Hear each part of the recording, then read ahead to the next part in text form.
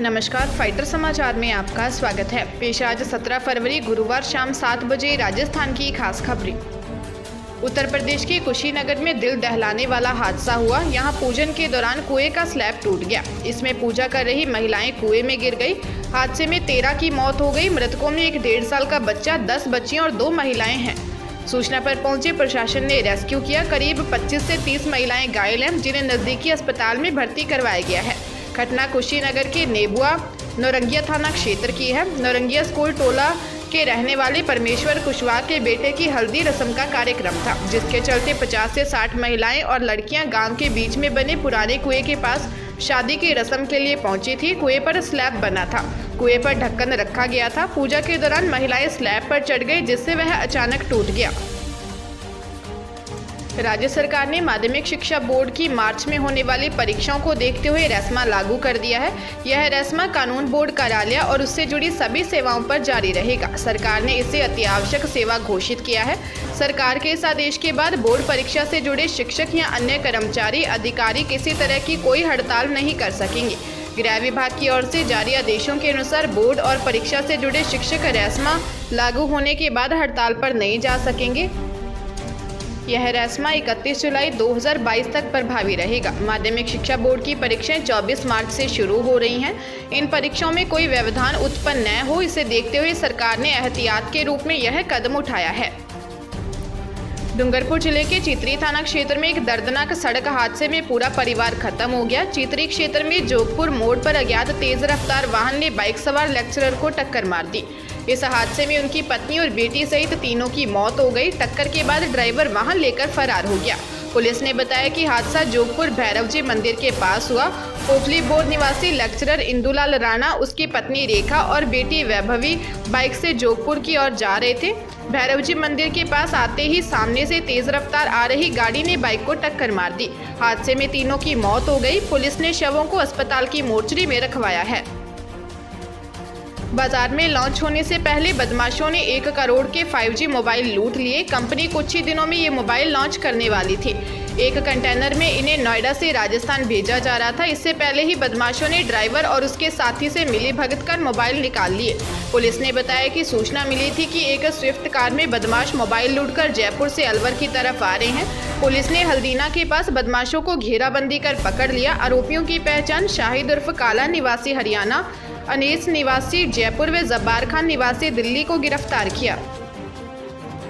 इनसे ओप्पो व Reno company के 5G मोबाइल के 227 पीस मिले।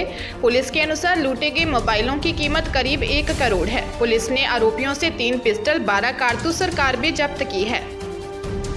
अजमेर में सड़क हादसे में एक जवान की मौत हो गई। जवान अपने बेटे की शादी में शामिल होने के लिए छुट्टी लेकर घर आया था। जवान अपनी बहन के यहां शादी का कार्ड देने जा रहा था। इसी दौरान ट्रक ने उनकी बाइक को टक्कर मार दी।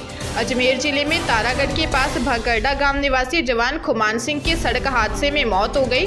वह अपने बड़े बेटे की शादी करके छुट्टी लेकर आया था। हादसे के बाद शादी की खुशियां मातम में बदल गई। खुमान सिंह शादी का कार्ड बांटने भीम अपनी बहन के घर जा रहा था। इसी दौरान ट्रक ने उनकी बाइक को टक्कर मार दी। हादसे में उनकी मौत हो गई। पुलिस ने शव को पोस्टमार्टम करवाकर परिजनों को सौंप दिया।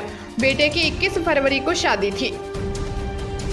पाली जिले की पोक्सो कोर्ट ने नाबालिग साली का रेप करने के आरोपी जीजा को 20 साल की सजा सुनाई है।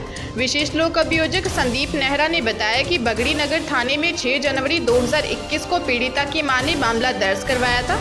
महिला ने बताया था कि उसकी 14.5 साल की नाबालिग बेटी को उसका जीजा बाइक पर एक कार्यक्रम में लेकर गया था। उसे गांव ने ले जाकर गुजरात के गोंडल राजकोट में अपने साथ ले गया। उसके साथ आरोपी जीजा ने कई बार रेप किया। पुलिस ने आरोपी को गिरफ्तार कर कोर्ट में पेश किया, जहां से उसे न्यायिक अभिरक्षा में भेजा गया।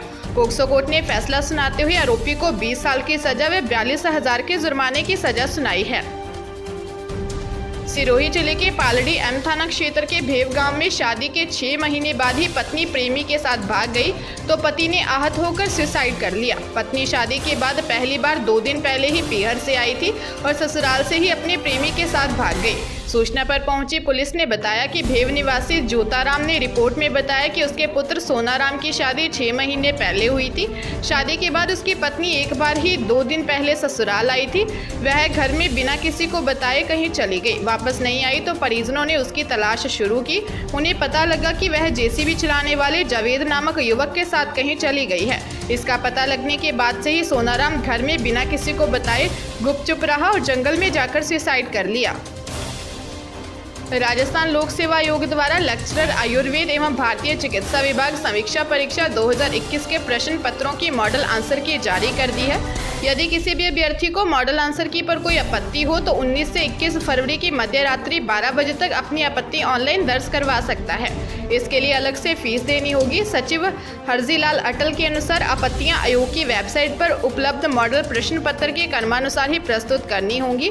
आपत्ति प्रामाणिक किताबों के प्रूफ के साथ ऑनलाइन सबमिट करनी होगी। परीक्षा में सम्मिलित अभ्यर्थियों के अतिरिक्त यदि कोई अन्य व्यक्ति आपत्ति दर्ज करवाते हैं तो उन पर कोई विचार नहीं किया जाएगा। आयोग द्वारा प्रत्येक प्रश्न हेतु आपत्ति शुल्क 100 रुपये निर्धारित किया गया है। बूंदी जिले के बसोली थाना क्षेत्र के नारायणपुर गांव में एक 22 वर्षीय युवती ने खेत में बने मकान में फंदे से झूलकर सुसाइड कर लिया। पास में ही एक सुसाइड नोट मिला जिसमें लिखा हुआ था कि मेरी मौत के लिए मैं खुद जिम्मेदार हूं। युवती की 4 मार्च को शादी होने वाली थी। पुलिस ने बताया कि मृतका की पहचान चंद्रकला के रूप में हुई है। पुलिस ने शव को अस्पताल की मोर्चरी में रखवाया, जहां पोस्टमार्टम करवाकर शव परिजनों को सौंप दिया। पुलिस ने मामले की जांच शुरू कर दी है। उदयपुर जिले के प्रतापनगर थाना क्षेत्र में एक ट्रक के लीकेज हो रहे डीजल टैंक को बिना खाली किए ही वेल्डिंग करने के दौरान टैंक तेज आवाज के साथ फट गया। इससे लोहे के टुकड़े राह जा रहे एक वृद्ध के बदन में घुस गए और वृद्ध के उपचार के दौरान मौत हो गई। पुलिस ने बताया कि देवारी चौराहे के पास एक रॉयल फर्नीचर के नाम से एक दुकान है। दुकान पर एक ट्रक के डीजल टैंक के लीकेज होने पर उसकी गैस वेल्डिंग की जा रही थी।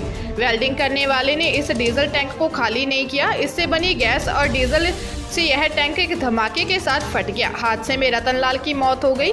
वे फर्नीचर की इस दुकान पर काम कर रहे शाहरुख खान, इसका पुत्र तनवीर सिकंदर खान, उसका पुत्र अनस निवासी मधुफला हाल देवारी घायल हो गए।